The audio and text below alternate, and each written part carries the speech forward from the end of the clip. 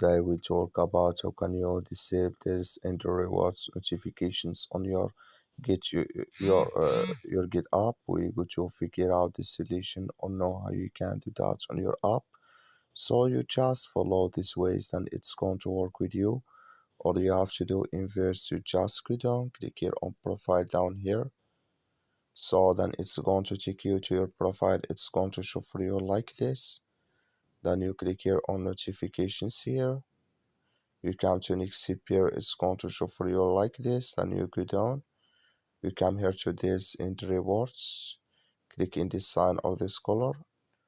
Like you see color, it's gone. That's mean this in the rewards notifications disabled with us now. So that's all you have to do. That's all. I wish know you are good.